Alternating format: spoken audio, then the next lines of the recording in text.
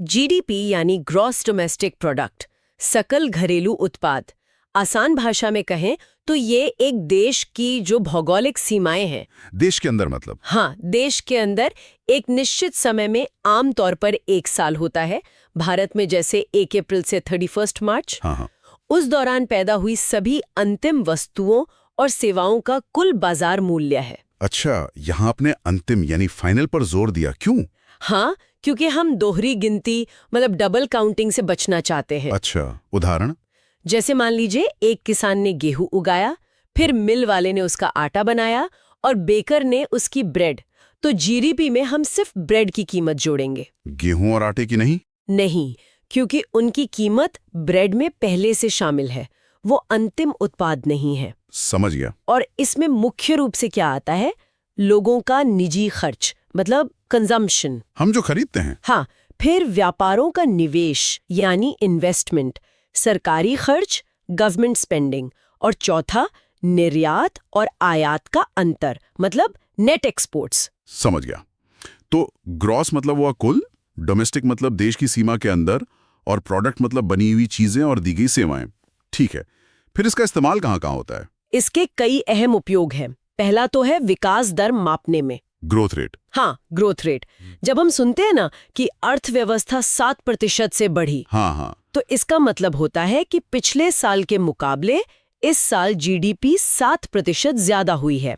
ये अर्थव्यवस्था की रफ्तार बताता है। अच्छा। दूसरा, ये अर्थव्यवस्था का आकार बताता है, मतलब साइज। एक तरह से देश की आंतरिक आर्थिक ताकत का अंदाजा देता है। लेकिन क्वालिटी नहीं बताता। आईएमएफ और वर्ल्ड बैंक जैसी जो संस्थाएं हैं, हाँ। वो इसी के आधार पर देशों की अर्थव्यवस्थाओं की तुलना करती हैं। दिलचस्प। और ये जानना भी रोचक है कि इसकी ये जो अवधारणा है, ये 1934 में अमेरिकी अर्थशास्त्री साइमन कुजनेट्स ने दी थी। हाँ, नोबेल पुरस्कार विजेता थे वो। चलिए, जीडीपी से आगे बढ़ते हैं। अगला नाम है एनडीपी, नेट डोमेस्टिक प्रोडक्ट। अब ये जीडीपी से एनडीपी हुआ, तो ये नेट यानी शुद्ध का क्या मतलब है यहाँ? नेट का मतलब है कि हमने जीडीपी में से कुछ घटाया है। अच्छा। क्या घटाया? वो चीज है घिसावट या मूल्यह्रास। अंग्रेजी में डिप्रिसिएशन कहते हैं। घिसावट मतलब ये कि उत्पादन प्रक्रिया में जो मशीनें इस्तेमाल होती हैं, इमारतें हैं, उपकरण हैं, वो सब समय के साथ पुराने होते हैं ना। हाँ बिल्कुल, टूट फूट होती है। टूटते फूटते हैं, उनकी कीमत कम होती है। इसी सालाना टूट फूट या कीमत में कमी को हम जीडीपी में से घटा देते हैं। अच्छा। तो हमें मिलता है एनडीपी, यानी शुद्ध घरेलू उत्पाद। मतलब असल में उत्पादन के बाद टूट फूट निकाल कर हमारे हाथ में कितना बचा, ये दर कौन तय करता है फिर? भारत में ये दरें केंद्रीय वाणिज्य एवं उद्योग मंत्रालय तय करता है। सबके लिए अलग अलग? हाँ, हर चीज के लिए अलग दर होती है। जैसे एक रिहायशी मकान है तो उसकी सालाना घिसावट दर शायद 1% हो, और पंखे की? बिजली के पंखे की शायद 10% हो। ये उदाहरण है। अच्छा। तो फॉर्मूला सीधा सा है, NDP is equal to GDP घिसावट। तो जाहिर है एनडीपी हमेशा जीडीपी से कम ही होगा। बिल्कुल, क्योंकि उत्पादन होगा तो कुछ ना कुछ घिसावट तो होगी, उसे शून्य नहीं किया जा सकता। तो फिर इस एनडीपी का क्या फायदा अगर जीडीपी ज्यादा चलता है? एनडीपी का अपना महत्व है, खासकर घरेलू स्तर पर विश्लेषण के लिए। कैसे? इससे ये पता चलता है कि देश के उद्योगों में जो पूंजीगत सामान है, मशीनें वगैरह, वो कितनी पुरानी हो रही हैं या किस रफ्तार से उन्हें बदलने की जरूरत पड़ रही है। अच्छा, मतलब मेंटेनेंस का अंदाजा। हाँ, एक तरह से अर्थव्यवस्था की मेंटेनेंस कॉस्ट को दिखाता है ये। और साथ ही इसे अनुसंधान और विकास यानी आरएनडी की स्थिति समझने के लिए भी इस्तेमाल करते हैं। आरएनडी से कैसे जुड़ा है ये? क्योंकि जब नई टेक्नोलॉजी आती है तो वो पुरानी को बेकार कर देती है ना? तो वो भी एक तरह की घिसावट ही है। बात तो सही है। लेकिन एक बड़ी बात यहाँ ध्यान रखनी है, एनडीपी का इस्तेमाल देशों की आपसी तुलना के लिए ठीक नहीं माना जाता। क्यों? जीडीपी का तो होता है। वजह यह है कि हर देश घिसावट की दरें अपने हिसाब से तय करता है। अच्छा। और ये दरें कभी-कभी सिर्फ तकनीकी आधार पर नहीं, बल्कि आर्थिक नीतियों से भी प्रभावित होती हैं। जैसे? कोई उदाहरण? हाँ, जैसे उपलब्ध जानकारी ये बताती है कि भारत ने एक बार भारी वाहनों पर, मतलब ट्रकों वगैरह पर, घिसावट की दर बिक्री बढ़ाने के मकसद से अचानक दोगुनी कर दी थी। अरे! तो ऐसी अलग-अलग दरों के कारण अगर हम एनडीपी की अंतर्राष्ट्रीय तुलना करेंगे तो वो भ्रामक हो सकती है। समझ गया। ये तो पेच है। तो जीडीपी हुआ कुल उत्पादन, एनडीपी उसमें से टूट-फूट हटाकर। अब आते हैं तीसरे खिलाड़ी पर, जीएनपी, सकल राष्ट्रीय उत्पाद, ग्रॉस नेशनल प्रोडक्ट। ये जीडीपी से कैसे अलग है? देखिए, जीएनपी में डोमेस्टिक यानी घरेलू की जगह नेशनल यानी राष्ट्रीय शब्द है। हाँ। इसका मतलब है कि हम सिर्फ देश की सीमा के अंदर हुए उत्पादन को नहीं देख रहे, तो फिर बल्कि देश के नागरिकों द्वारा की गई कमाई को देख रहे हैं, चाहे वो कमाई देश के अंदर हुई हो या विदेश में। ओह, तो मतलब अगर कोई भारतीय नागरिक मान लीजिए अमेरिका में कमा रहा है तो वो भारत के जीएनपी में गिना जाएगा। बिल्कुल। जीएनपी निकालने के लिए हम क्या करते? जीडीपी लेते हैं और उसमें विदेशों से होने वाली शुद्ध साधन आय जोड़ देते हैं। इसमें मुख्य रूप से 3 चीजें आती हैं। बताइए। पहला, निजी प्रेषण, प्राइवेट रेमिटेंसेस, मतलब जो भारतीय बाहर काम करके पैसा घर भेजते हैं। हाँ, जो एनआरआई भेजते हैं। हाँ, उसमें से वो पैसा घटा देते हैं जो विदेशी नागरिक भारत में कमाकर अपने देश भेजते हैं। इस मामले में भारत दुनिया के अग्रणी देशों में रहा है। अच्छा, दूसरा है विदेशी कर्जों पर ब्याज, इंटरेस्ट ऑन एक्सटर्नल लोन्स, मतलब हमने दुनिया को जो कर्ज दिया है उस पर हमें जो ब्याज मिला, और हमने दुनिया से जो कर्ज लिया है उस पर हमने जो ब्याज चुकाया, इन दोनों का अंतर। इसमें क्या स्थिति है भारत की? यहाँ भारत को अक्सर नुकसान होता है क्योंकि हमारा बाहरी कर्ज ज्यादा है तो हम ब्याज चुकाते ज्यादा हैं। ओह, और तीसरा है विदेशी अनुदान, एक्सटर्नल ग्रांट्स, मतलब हमें विदेशों से जो मदद मिली ग्रांट के तौर पर, और हमने जो दी? हाँ, और हमने जो मदद दूसरों को दी उसका अंतर। हाँ। अब भारत अनुदान लेता भी है पर देता भी काफी है कूटनीति के तहत। अच्छा, तो इन तीनों का रेमिटेंस का नेट, ब्याज का नेट और ग्रांट का नेट, बिल्कुल इनको मिलाकर जो रकम बनती है वो हुई NFIA। बिल्कुल। और उसे जीडीपी में जोड़ दें तो जीएनपी मिल जाता है। जी यहाँ उपलब्ध जानकारी ये भी बताती है कि भारत का ये NFI अक्सर नेगेटिव होता है। हाँ, होता है। मतलब हम बाहर से कमाते कम हैं और भेजते ज्यादा हैं। हाँ, खासकर वो कर्ज के ब्याज के कारण। हाँ, मुख्य वजह वही है। तो इसका मतलब भारत का जीएनपी अक्सर जीडीपी से कम रहता है। हाँ, आमतौर पर ऐसा ही होता है। इसीलिए फॉर्मूला भले ही GNP = GDP + NFIA हो, हाँ। भारत के संदर्भ में ये अक्सर GNP = GDP विदेश से हुई शुद्ध हानि जैसा दिखता है। अच्छा, ये हमारी अर्थव्यवस्था के बाहरी संतुलन की एक तस्वीर देता है फिर। बिल्कुल। तो जीएनपी हमें क्या बताता है जो जीडीपी नहीं बताता? इसका क्या खास इस्तेमाल है? देखिए, GNP ज्यादा व्यापक है GDP की तुलना में। कैसे? ये न सिर्फ देश की आंतरिक ताकत यानी GDP दिखाता है, बल्कि ये भी बताता है कि हमारे नागरिक, भारतीय नागरिक, दुनिया की अर्थव्यवस्था में कितना योगदान दे रहे हैं। और बाहरी दुनिया पर हमारी निर्भरता कितनी है, ये भी पता चलता है। ये देश के मानव संसाधन की वैश्विक पहुंच और बाहरी आर्थिक रिश्तों की सेहत का भी अंदाजा देता है। अच्छा। और IMF जैसी संस्थाएं जो देशों की रैंकिंग करती हैं, हाँ। वो क्रय शक्ति समता मतलब परचेजिंग पावर पैरिटी PPP के आधार पर GNP या अब GDP भी का इस्तेमाल करती हैं। PPP ये क्या है? PPP एक तरीका है जिससे हम अलग-अलग देशों की करेंसी की खरीदने की ताकत को बराबर करते हैं। मतलब $1 भारत में जितना सामान खरीद सकता है और अमेरिका में जितना, उसको एडजस्ट करते हैं। अच्छा। और PPP के आधार पर रैंकिंग अक्सर सामान्य विनिमय दर वाली रैंकिंग से अलग होती है। भारत की PPP रैंकिंग काफी बेहतर रही है। वाह, तो इस हिसाब से भारत तीसरी बड़ी अर्थव्यवस्था, ये जानना तो बहुत जरूरी है। अक्सर हम सिर्फ डॉलर वाली रैंकिंग ही सुनते हैं। हाँ, PPP वाली रैंकिंग भी महत्वपूर्ण है। ठीक है, तो GDP, NDP, GNP हो गया। अब आखिरी वाला NNP, नेट नेशनल प्रोडक्ट या शुद्ध राष्ट्रीय उत्पाद, ये क्या है? ये आप समझना बहुत आसान है। कैसे? जैसे हमने NDP निकालने के लिए GDP में से घिसावट घटाई थी ना, हाँ, घटाई थी। वैसे ही NNP निकालने के लिए GNP में से घिसावट डिप्रिसिएशन घटाते हैं। अरे वाह, तो बस GNP में से डिप्रिसिएशन माइनस कर दो। NNP = GNP घिसावट। सिंपल। बिल्कुल सिंपल। ये ऐसे भी कह सकते हैं, NNP = GDP + विदेश से शुद्ध आय घिसावट। अच्छा, दोनों तरीकों से वही बात हुई। तो इस NNP का क्या खास महत्व है? ये क्यों निकालते हैं? NNP बहुत महत्वपूर्ण है। देखिए, पहला तो ये कि तकनीकी रूप से मतलब टेक्निकली इसी को राष्ट्रीय आय, नेशनल इनकम, NI कहा जाता है। अच्छा, तो जब अर्थशास्त्री सिर्फ नेशनल इनकम कहते हैं तो मतलब NNP? हाँ, आमतौर पर मतलब NNP से ही होता है। हालांकि जीडीपी, एनडीपी, जीएनपी भी राष्ट्रीय आय के ही माप है, पर एनआई शब्द एनएनपी के लिए रिजर्व्ड है। ओके। और दूसरा? इसे आय मापने का सबसे शुद्ध तरीका मानते हैं। सबसे शुद्ध क्यों? क्योंकि इसमें देश के नागरिकों की कुल कमाई जो जीएनपी में थी, में से उत्पादन के दौरान हुई टूट-फूट, घिसावट को भी हटा दिया गया है। मतलब एकदम नेट कमाई। ठीक है। और तीसरा, और शायद सबसे अहम आम लोगों के लिए, इसी एनएनपी के आधार पर प्रति व्यक्ति आय पर कैपिटा इनकम निकाली जाती है। प्रति व्यक्ति आय, ये तो बहुत सुना है। और कैपिटा इनकम, ये कैसे निकलती है?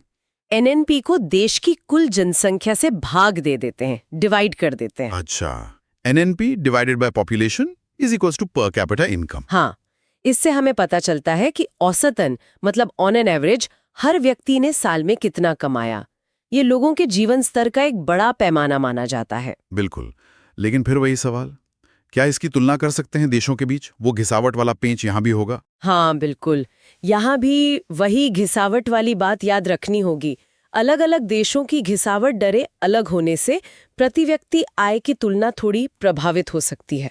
तो जो आईएमएफ, वर्ल्ड बैंक वगैरह हैं, वो इसका ध्यान रखते होंगे? हाँ, अंतर्राष्ट्रीय संस्थाएं तुलना करते समय इसका ध्यान रखती हैं और एडजस्टमेंट करती हैं। ठीक है, तो ये 4 मुख्य पैमाने हो गए, जीडीपी, एनडीपी, जीएनपी और एनएनपी।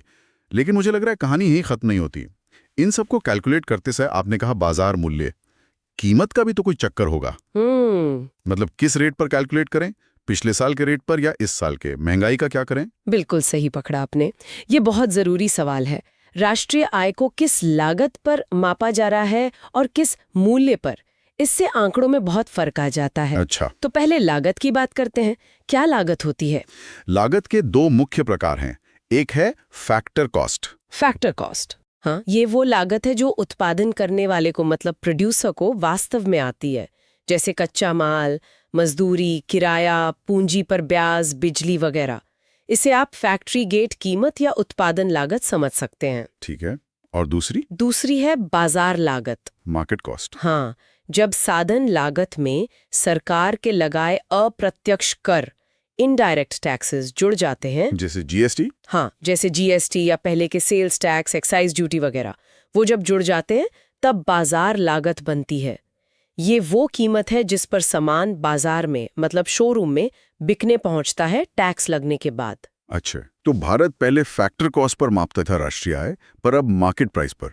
ऐसा क्यों किया? हाँ, जनवरी 2015 से भारत ने सीएसओ, जो अब एनएसओ बन गया है, के जरिए गणना बाजार मूल्य, मार्केट प्राइस पर करना शुरू किया। मार्केट प्राइस और मार्केट कॉस्ट एक ही बात है? हाँ, काफी हद तक। Market price is equal to market cost. असल में अब जो GVA, gross value added, factor cost पर होता है, उसमें प्रोडक्ट टैक्स जोड़कर और सब्सिडी घटाकर मार्केट प्राइस पर जीडीपी निकालते हैं।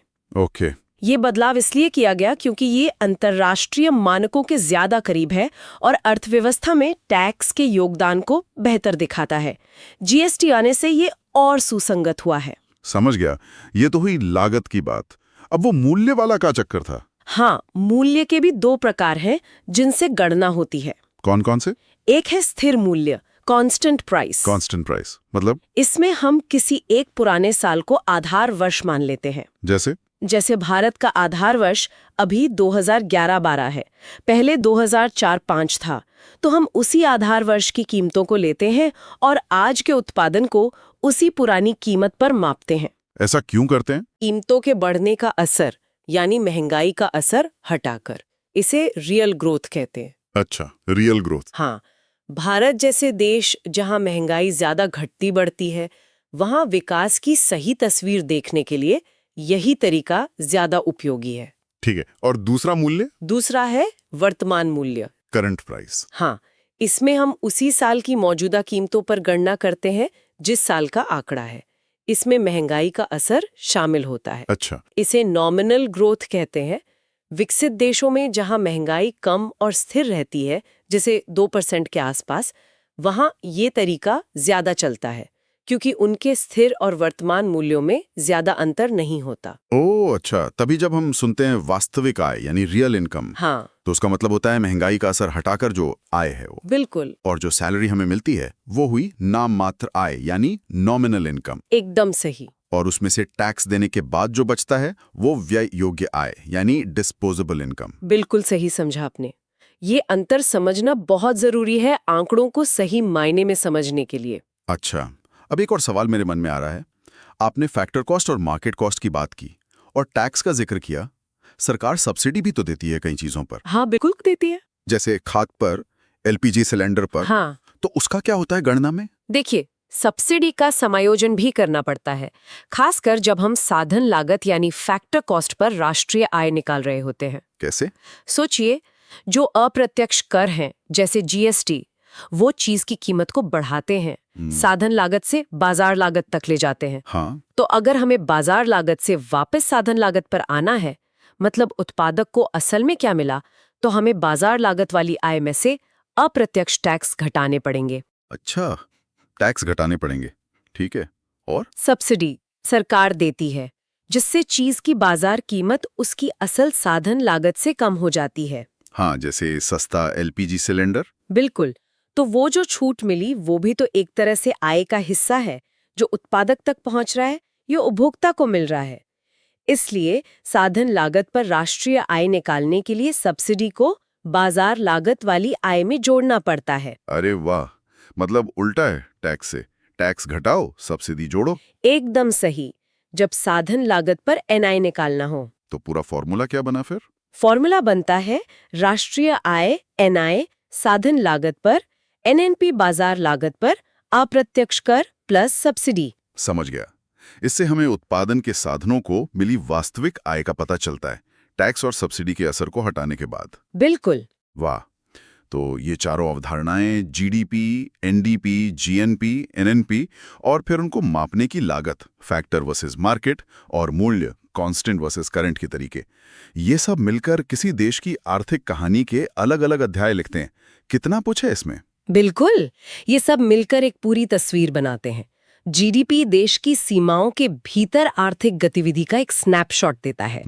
एनडीपी उसमें टूट फूट का हिसाब रखता है, बताता है कि हमारा कैपिटल स्टॉक कितना टिक रहा है। ठीक है। जीएनपी राष्ट्रीयता के आधार पर आय देखता है, दुनिया से हमारे आर्थिक रिश्ते कैसे हैं ये दिखाता है।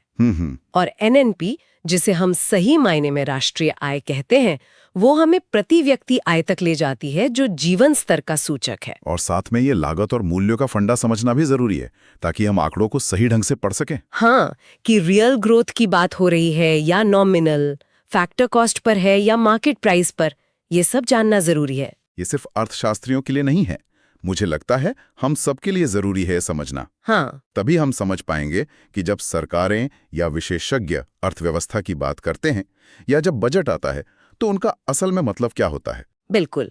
और ये सारी चर्चा, जैसा हमने शुरू में भी कहा था, हमें एक बुनियादी सवाल पर वापस लाती है। क्या? कि क्या ये आर्थिक आंकड़े ही किसी देश की तरक्की और वहां के लोगों की खुशहाली का अंतिम पैमाना है? क्या जीडीपी बढ़ने का मतलब हमेशा बेहतर जीवन होता है? ये बड़ा सवाल है। या हमें जैसा एचडीआई जैसे इंडेक्स सुझाते हैं, शिक्षा, स्वास्थ्य, पर्यावरण, समानता, इन जैसे दूसरे पहलुओं को भी उतना ही या शायद ज्यादा वजन देना चाहिए? इस पर सोचना वाकई बहुत जरूरी है।